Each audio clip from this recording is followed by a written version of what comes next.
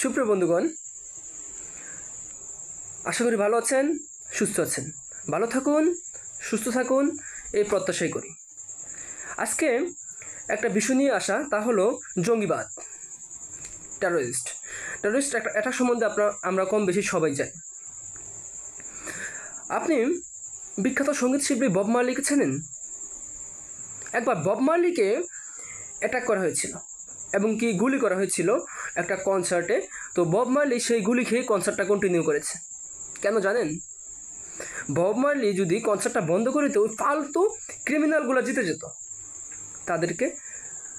তারা যেন না জিততে পারে, সেজন্য বিখ্যাত সঙ্গীত শিল্পী বব মার্লি সেই গুলি খেয়েও কনসার্টটা কন্টিনিউ করে গিয়েছে।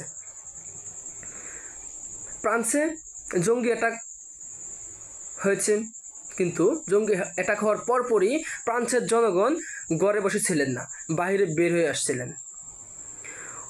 ওই জঙ্গিরা চেয়েছিল যে ফ্রান্সের লোকজন যেন জঙ্গিদের ভয়ে ঘরে থাকে, কিন্তু ফ্রান্সের লোকজন সেই জঙ্গিবাদের মুখোমুখি হয়ে রাজপথে নেমে গিয়েছিল।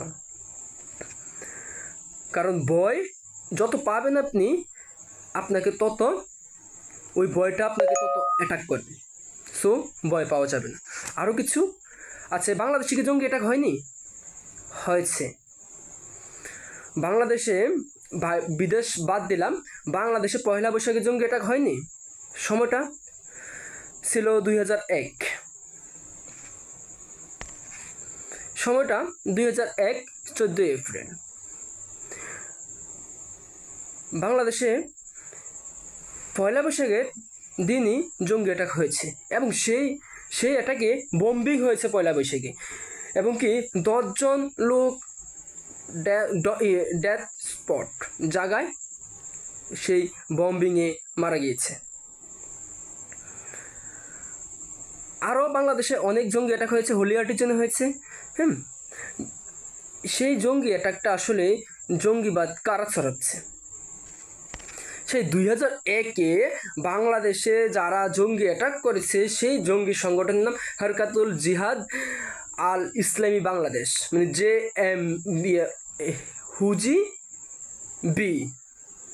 সেটা মুফতি হান্নান ও তার সহযোগীরা এটা করেছে এবং তাদের শাস্তিও হয়েছে। ওর মূল পরিকল্পনাকারী হলো মুফতি হান্নান সাহেব। আরেকটা, আপনি গুলশানে জঙ্গি অ্যাটাকের কথা শুনেছেন? হোলি আর্টিজান হামলা। হোলি আর্টিজান হামলা ছিল 2016 সালের 1 জুলাই, 1 জুলাই। স্থান গুলশান 2, রোড নাম্বার 79। 29 জন মানুষকে জঙ্গিরা খুন করেছে। জঙ্গিদের মুখে একটা ভাষা ছিল, তোমরা কাফের। সেই JMB জঙ্গি সংগঠনের নাম JMB, সেই জঙ্গি সংগঠন জঙ্গি আক্রমণ চালায় হোলি আর্টিজান। সেখানে অপারেশন থান্ডার সোল্ট চালায় বাংলাদেশ সেনাবাহিনী। থান্ডার সোল্ট চালিয়ে ওই জঙ্গিদেরকে ওই হোটেল হোলি আর্টিজানে তাদেরকে খুন করে ওই জঙ্গির আক্রমণ থেকে রক্ষা করেছে। ওটা করেছে কি, এটা জঙ্গি সংগঠনের নামটা হলো জামায়াতুল মুহাদ্দিস বাংলাদেশ, JMB এর সদস্যরা। ওরা দায় স্বীকার করেছে। সুপ্রিয় বন্ধুগণ, আল কায়দার নাম শুনেছেন? স্বঘোষিত জঙ্গি সংগঠন আল কায়দা।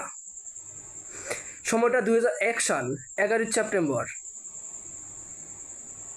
সেই টুইন টাওয়ার, নিউ ইয়র্কের টুইন টাওয়ারে জঘন্য হামলা চালিয়েছে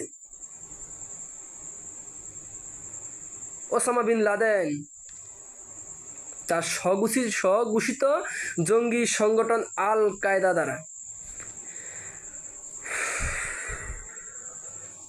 19টি জঙ্গি 4টা বাণিজ্যিক বিমান অপহরণ করেছে। 19টি জঙ্গি 4টা বাণিজ্যিক বিমান অপহরণ করেছে। সেই বাণিজ্যিক বিমান অপহরণ করে 2টা বাণিজ্যিক বিমান টুইন টাওয়ারে সরাসরি হামলা করেছে। একটি বিধ্বস্ত হয় আর একটি পেন্টাগনের সাথে সংঘর্ষ হয়। দুইটি যাত্রীদের সাথে ওই বিমানের মধ্যেই যুদ্ধ লেগে গিয়েছিল, তখন দুইটা বিমানই বিধ্বস্ত হয়। কিন্তু একটা বিমান বিধ্বস্ত হয় যাত্রীদের সাথে সংঘর্ষে জড়িয়ে, আর যে দুইটা বিমান সরাসরি অ্যাটাক করেছে টুইন টাওয়ারে। সেই টুইন টাওয়ারে হামলা করে কতজন মানুষ মারা গিয়েছে আপনি কল্পনা করতে পারেন? কোনো আইডিয়া আছে? 2977 জন লোক মারা যায় সেই টুইন টাওয়ারে হামলা করার ফলে। তখন মার্কিন প্রেসিডেন্ট ওয়ার অফ টেরর ঘোষণা করেন। মার্কিন প্রেসিডেন্ট ডব্লিউ বুশ সন্ত্রাস এবং জঙ্গিবাদের বিরুদ্ধে ওয়ার অফ টেরর ঘোষণা দেন, সরাসরি যুদ্ধ ঘোষণা দেন। তখন মার্কিন প্রেসিডেন্ট সরাসরি আক্রমণ চালায় আফগানিস্তানে। সময়টা 2001 অক্টোবরে। কারণ লাদেনকে সে আফগানিস্তান সরকার আশ্রয় দিয়েছিল। তখন তালেবান সরকারকে উৎখাত করে মার্কিন প্রেসিডেন্ট, তালেবান সরকারকে উৎখাত করে দেয়। সে লাদেনকে ধরার জন্য আল কায়দার যে মূল পরিকল্পনাকারী, সে লাদেনকে ধরার জন্য 2001 থেকে 2011 সাল পর্যন্ত অভিযান চালায়। শেষ পর্যন্ত লাদেন গিয়ে কোথায় আশ্রয় নিয়েছিল জানেন আপনারা? সে জঙ্গিবাদের আশ্রয়স্থল পাকিস্তানে। তখন সে পাকিস্তানে লাদেন আশ্রয় নেয়। তখন যুক্তরাষ্ট্রের গোয়েন্দা সংস্থা নেভি সিল টিম 6 পাকিস্তানে একটা গোপন অভিযান চালায়। সেই অভিযানে লাদেনকে ধরতে সক্ষম হয় যুক্তরাষ্ট্রের গোয়েন্দা সংস্থা। সেই ওসামা বিন লাদেন সে পাকিস্তানে 5 থেকে 6 বছর অবস্থান করেছে। আপনি ভাবতে পারেন, পাকিস্তান একজন শীর্ষ জঙ্গি ওসামা বিন লাদেনকে আশ্রয় দিয়েছিল 5 থেকে 6 বছর, এবং ওনাকে এমন সুরক্ষিত জায়গায় রেখেছিল, ওই যে জায়গায় রেখেছিল সেই জায়গাটা প্রায় 18 থেকে 20 ফুট উঁচু দালানের ভিতরে, এবং ওই জায়গায় থাকতো কোনো নেটওয়ার্ক ছিল না, এমন একটা জায়গায়। পাকিস্তান এবং আফগানিস্তানে এখনো জঙ্গি গোষ্ঠী সক্রিয় আছে।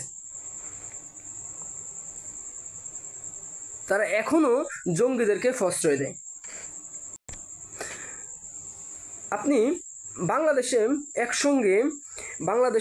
একসঙ্গে বোমা ফাটে কয়েকটি উপজেলায় ধারণা আছে আপনার? সারা দেশে সময়টা 2005 সালে জেএমবি স্বঘোষিত জঙ্গি সংগঠন তার দায় স্বীকার করেছে। তো আমরা আসলে জঙ্গিদেরকে যখন কথা বলি, জঙ্গিদের বিরুদ্ধে কথা বলি, তখন মানুষ অন্যরকম একটা রিয়াকশন দেয়। কেন দেয়? আর জঙ্গিদের আসলে আমরা কিছু লোক আমি দেখি সোশ্যাল মিডিয়াতে জঙ্গিদের প্রশ্রয় দেয়। জঙ্গিবাদ বললে এবং জঙ্গিবাদের বিরুদ্ধে বললে ওরা মনে হচ্ছে কলিজা ফেটে যায়। এটা কি আসলে মানা যায়? পাকিস্তানের বিরুদ্ধে যখন কথা বলবো তখন কিছু লোক ট্যাগ দেওয়া শুরু করে, দালাল, ভারতের দালাল, নয়তো হিন্দু, এই নানা ট্যাগ শুরু করে। আসলে এটা কতটুকু মর্মান্তিক বিষয়, যখন আমি পাকিস্তানকে আমরা আজীবন ঘৃণা করে যাব, আজীবন পাকিস্তানের বিরুদ্ধে যখন একটা কথা বলবো, তখন আমার দৃষ্টিকোণ থেকে পাকিস্তানকে বাঙালি হিসেবে প্রত্যেকটা ছেলে মেয়ে নির্বিশেষে, হিন্দু মুসলিম বৌদ্ধ খ্রিস্টান সকল ধর্ম নির্বিশেষে সবাই বাঙালি, যদি কারো বাংলাদেশের জন্ম হয়ে থাকে বা পরিচয় বাঙালি হয়ে থাকে, তাহলে 100% পাকিস্তানকে আজীবন ঘৃণা করে যেতে হবে। স্বঘোষিত রাজাকার তারাই পাকিস্তানের পক্ষ নিয়ে কথা বলছে। পাকিস্তান আমাদের শত্রুই থাকবে। পাকিস্তানের বিপক্ষে কথা বললে কেন ট্যাগ দেওয়া শুরু করবেন আপনারা? এই পাকিস্তানের কথা বললে আপনারা মনে হয় যে জলে পুড়ে তেলে বেগুনে ওঠেন। পাকিস্তান তো সর্বোপরি জঙ্গিদের প্রশ্রয়দাতা। ভালো থাকবেন, সুস্থ থাকবেন। Take care everyone.